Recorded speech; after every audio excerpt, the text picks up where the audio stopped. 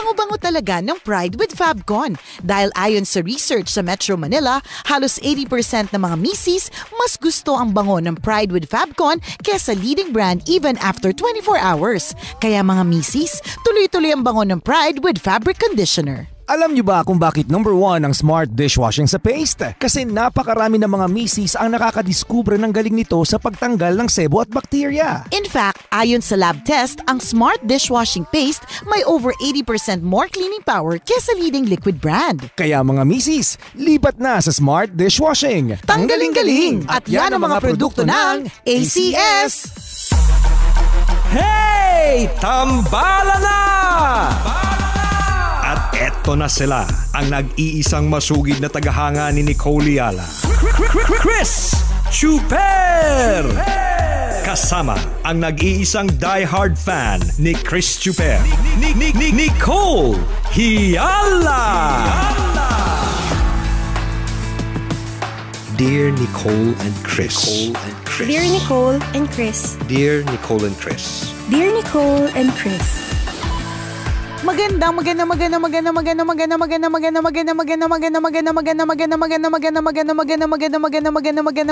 morning, Luzon, Visayas at Mindanao, Metro and Mega Manila.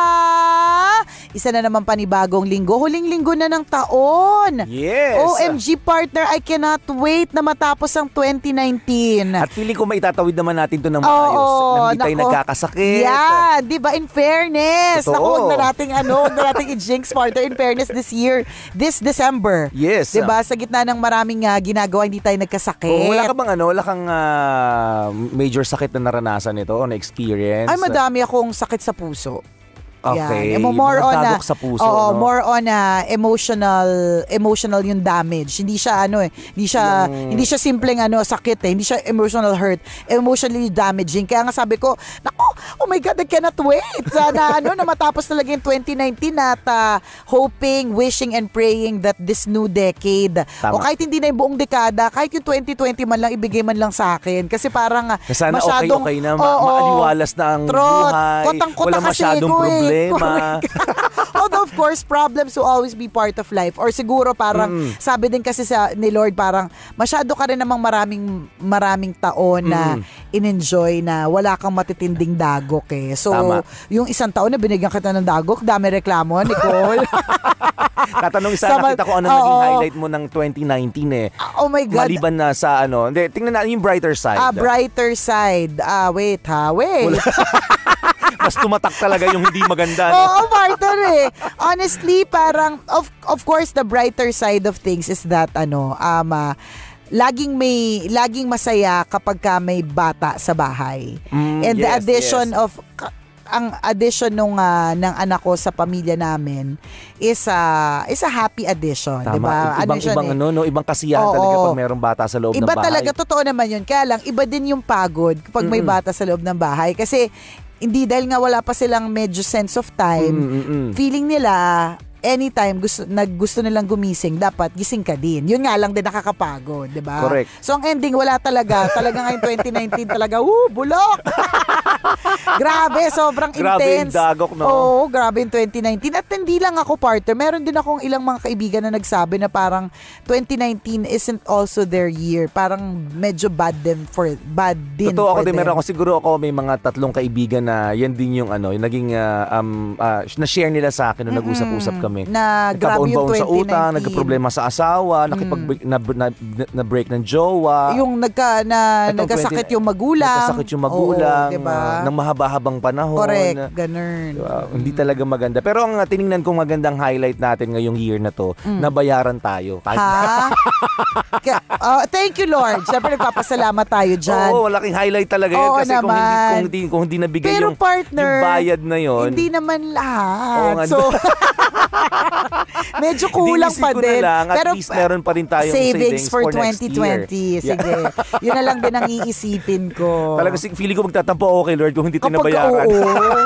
Ako din medyo. Sasabihin ko talaga, Lord, grabe ha. Ang dami na nga problema, hindi pa kami bayad. Sobra na to, Lord.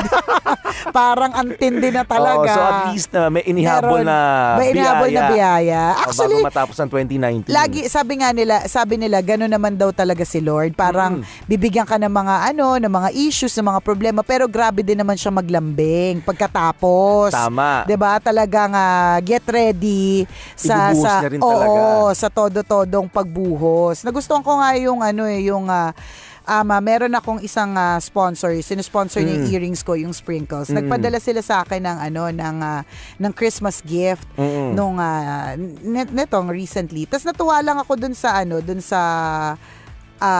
letter na kaakibat nung gift. Ang sinabi is, DJ Nicole Yala, congratulations for passing his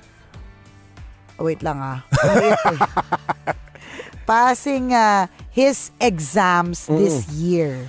Okay. You have proven yourself that no one can put a good one down. Your reward is coming your way the whole year round. Wow. Ang ganda lang. Oo, parang feeling ko para sa akin talaga. Tapos nakita ko, partner, sinendinalo dun sa isa nilang sinusponsoran. So, hindi na pala para sa akin to. Pero ang ganda ng mensahe, di ba? Oo naman.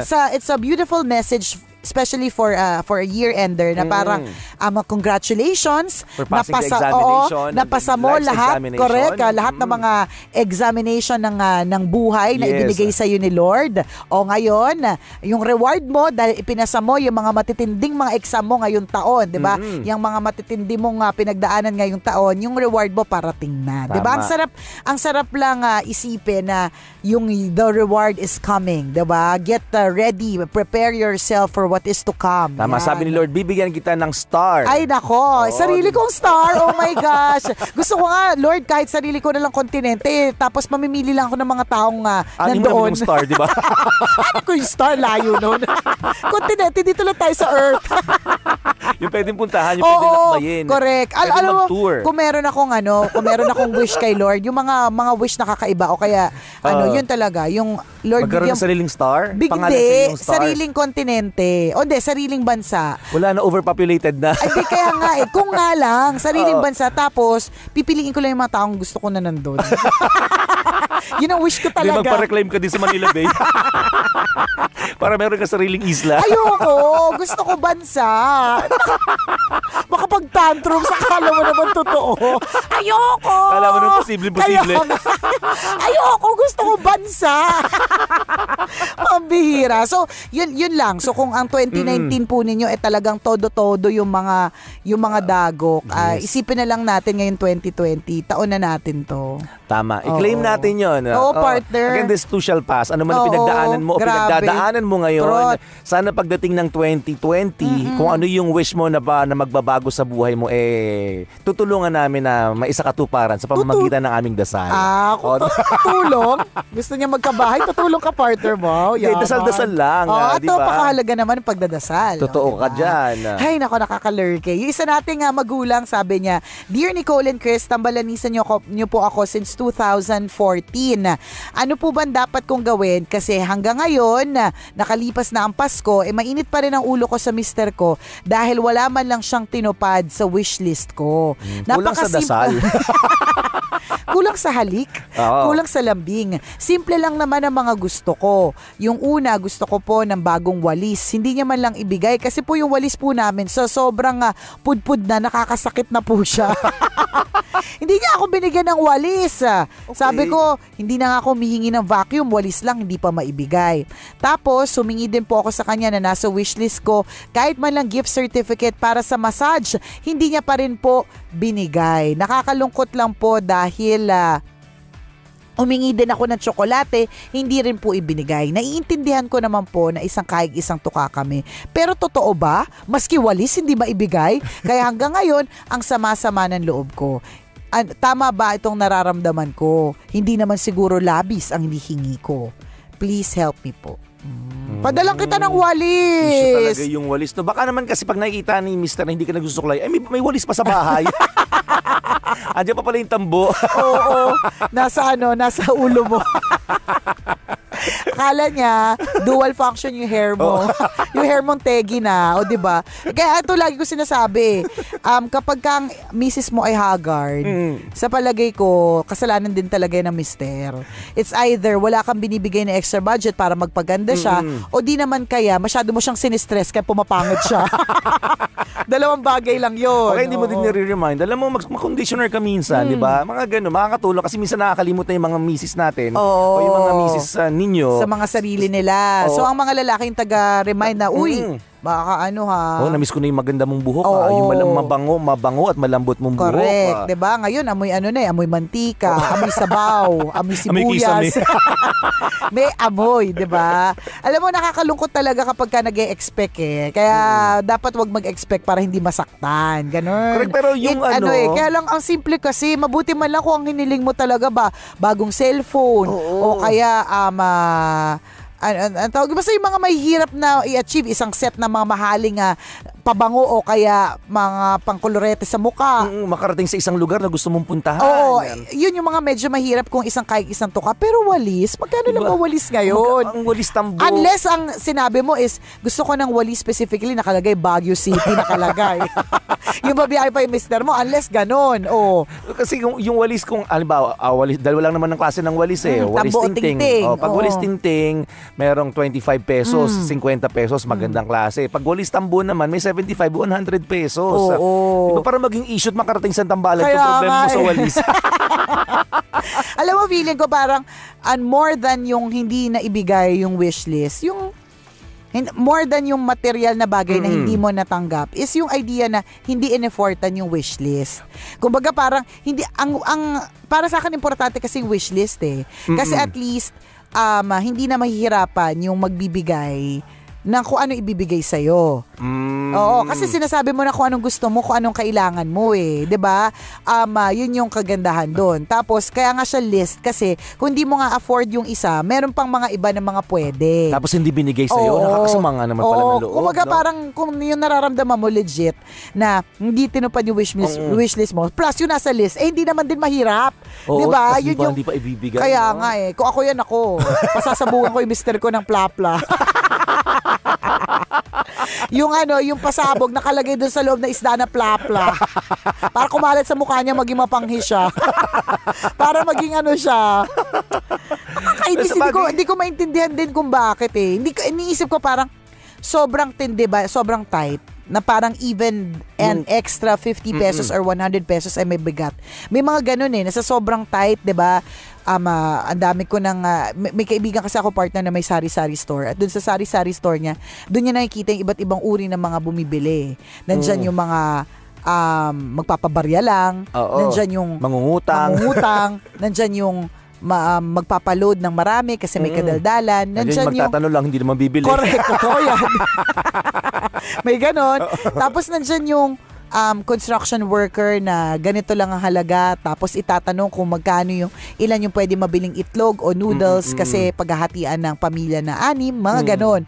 So baka ganon, partner, na parang talagang walang-wala. Kwentadong-kwentado ang bawat piso na meron sila. Correct, ganon. Kaya siguro walis hindi maisingit sa budget kaya para gawing wishlist na ganon. Correct, ganon. Wala lang trying to understand your husband or addict ba siya?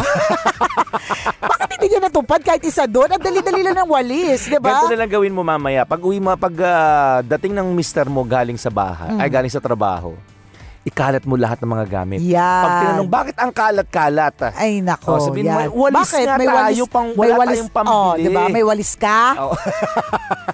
Kung may walis tayo, sana walang kalat dito. Sana malinis to, di ba? Di ba? Pero alam mo, isang na-realize ko din dito sa kabisya natin na nag-PM is that yung mga wishes ng mga nanay, iba na sa wish mo nung 20 years old ka, no? Nagbabago, totoo. Kumbaga parang yung preferences mo, they change Kung halimbawa, nung nasa 20s ka, ang gusto mo bag, sapatos, makeup, ganyan.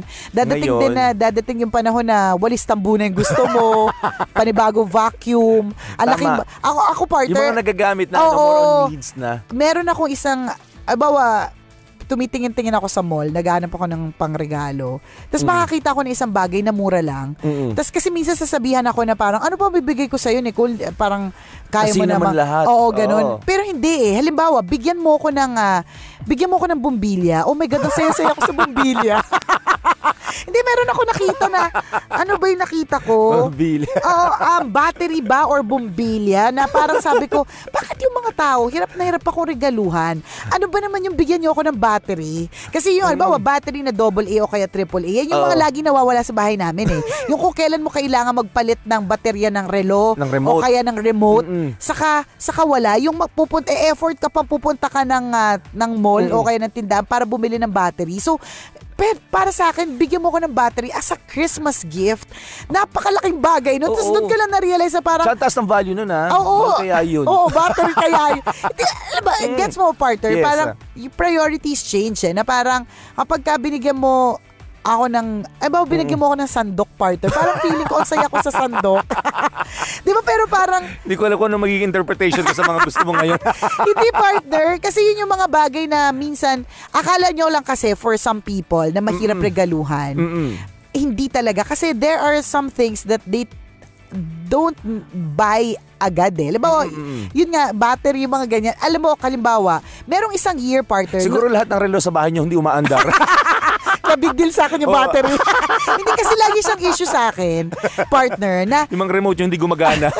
lagi siyang, hindi kasi yung anak ko, partner, laging yung mga, madami siyang toys na battery operated eh. Okay. So kung, and usually kapag ka toys ng bata, 6 yan. 6 na battery, 6 na AA, 4 na AAA, diba? 3, ganun. So, nauubos doon yung mga pang remote control, tsaka pang relo. Tama, kasi ginagamit yung tinatanggal nyo muna yung baterya sa orasan. Correct. Tapos sinalagay mo dun sa kung ano mang laro, anong anak mo. See? Tama, di ba? Ganun talaga, priorities change when you're older. Hindi na sa, wow, tuwa siya sa battery, baliw na ba to? Hindi sa ganun, parang, di ba, parang, ang punto ko is priorities change. Kasi, alimbawa, meron ng isang taon, partner, na hindi ko matandaan, yearly kasi pare-parehas lang binibigay ko sa mga tao. Merong isang year na tuwang-tuwa ako dito. Hindi ko alam kung natuwa yung mga tao sa binigay ko. Kasi para sa akin, very functional siya eh. Okay. Yung partner, natatandaan mo ba yun? Yung year na nagbigay ako ng screwdriver, yung marami. O baka natambak mo to sa mga gamit ko, hindi nabuksan. Parang wala naman ako natanggap nun. Ako sa'yo. Yung mga palabas yung mga regalo mo. Hindi ko alam kung saan mo paglalagay. Pero lahat yun yung binigay ko. Na siya, partner eh. Isa siyang bugkos na pag inangat mo, may iba't ibang dulo ng screwdriver. May maliit, may malaki, ewan ko natatanda mo. Nung nakita ko yun, partner, sabi ko, wala, ito na. This will be my Christmas gift to everybody. Kasi yun yung isang bagay na lagi din nawawala sa loob ng bahay namin. Kung kailan mo kailangan ng screwdriver. Again, ito yung para sa mga toys ng mga anak ko to, partner eh. Yung kung kailan mo kailangan ng pambukas sa ilalim, laging wala. Tapos kung meron masyado malaki o masyado maliit, yung nabili kong yun, partner, iba't iba siya ng size. Siya. Tapos compact siya. Okay.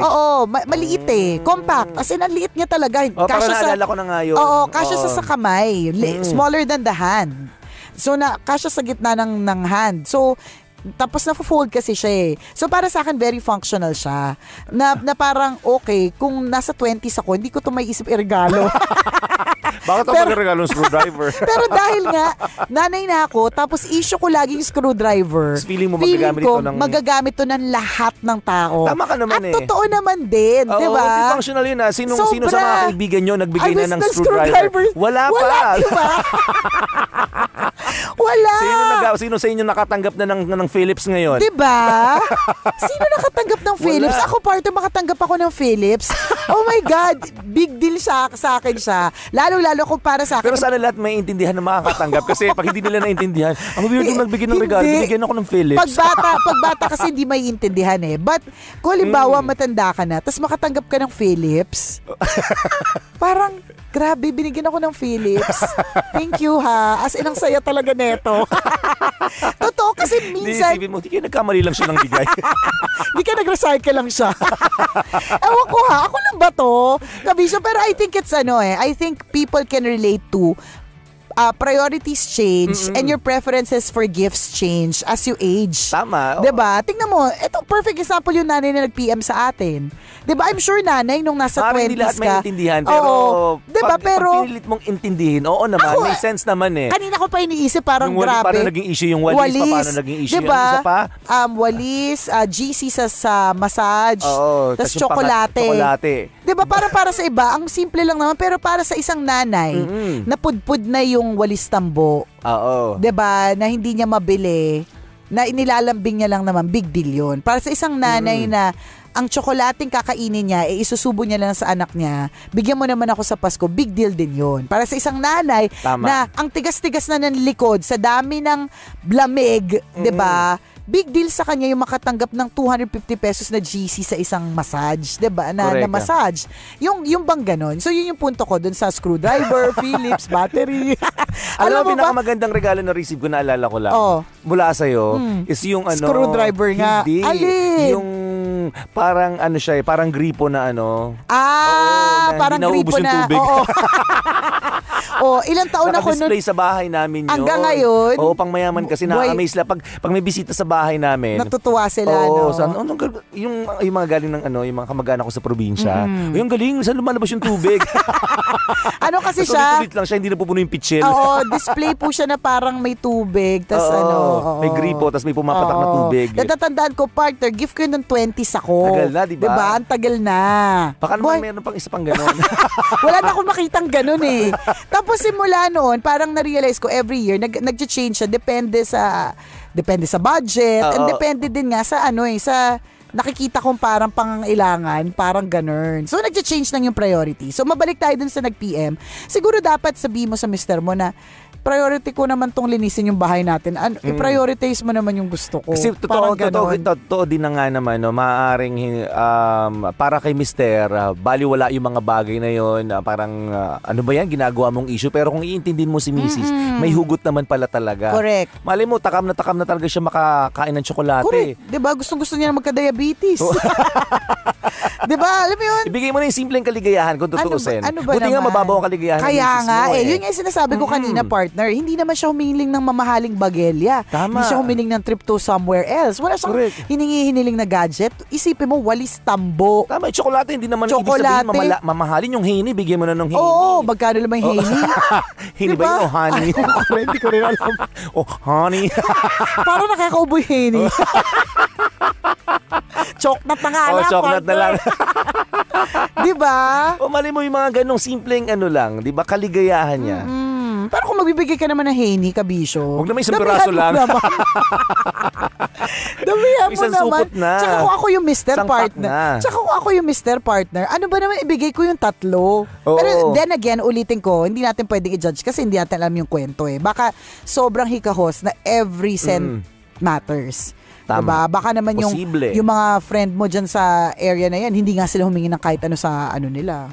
Sa bagay. Pero para sa akin, yung nakapag-data ka, hindi naman kayo sobrang hikahos. Nakapag-set ka sa tambalan, may gadget ka. Oo nga. May para joke tayo nito eh. Binigyan lang tayo ng problema.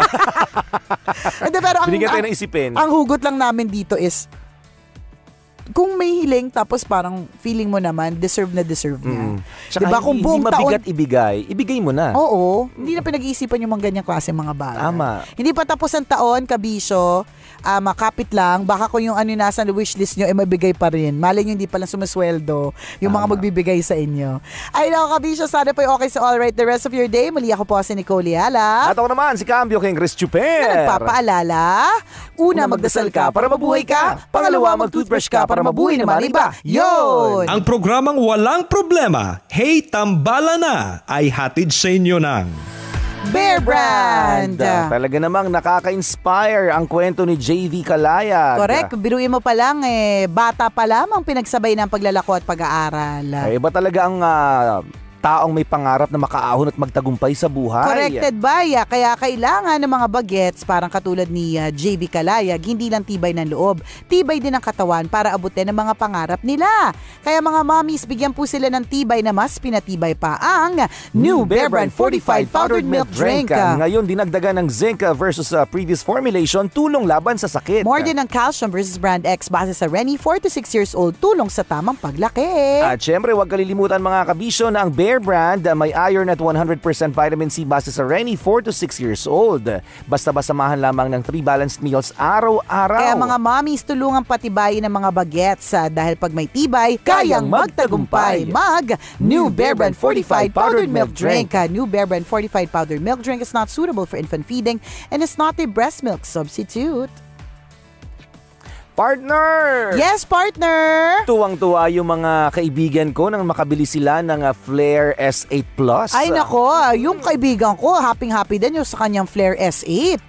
Oh, yung sa ko pang kaibigan, tuwang-tuwa sa Flair S8 Plus niya. Pati yung Pro. And Pro. Diba? Tinatlo niya lahat Yabang! Tatlo, sa bagay, affordable naman yan. Kaya kung ikaw interesado ka rin malaman ang tungkol dito sa Flair S8 series, pwede kayong pumunta sa pinakamalapit na Cherry Mobile sa inyong lugar. Cherry Mobile, experience intense. Always your number one SM radio station.